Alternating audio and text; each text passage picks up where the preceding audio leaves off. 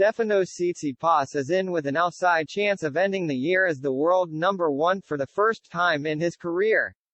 Stefanos Tsitsipas is bidding to become the first ever Slam-less year-end number one in ATP history, as the Greek can cause an upset at the ATP Finals if he wins all 5 matches next week. He would beat both Carlos Alcaraz and Rafael Nadal to end the year as the top-ranked man and ascend to world number one for the first time in his career. The ATP Finals will set the stage for a 3-man race for the year-end number one ranking. With current top-ranked man Alcaraz ending his season early with an abdominal injury and losing the chance to make his debut at the season-ending tournament, Nadal and Tsitsipas both have their fate in their own hands as they can play for the title of year-end world number one.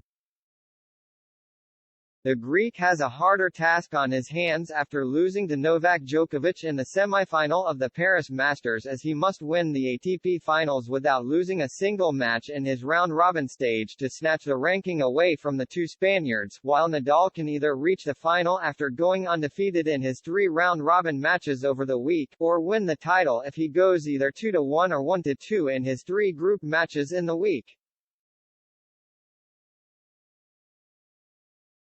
If the current world number 3 can pull off the upset and go undefeated to win his second ATP Finals crown, he will set a record as the first year-end number 1 in ATP history to have never won a Grand Slam title in his career, while it will also be the first time in 40 years that a year-end number 1 has not won a major title in that year.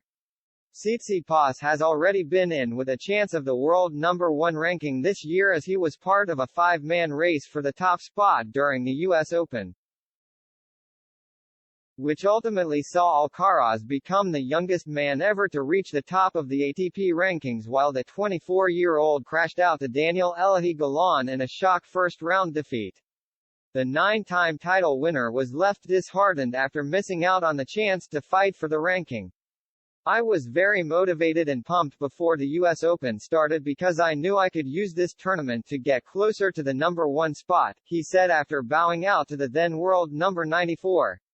"It would be very weird and very unusual if it didn't cross my mind, because this is something I wanted since I was a kid and I know this is my chance now to step it up."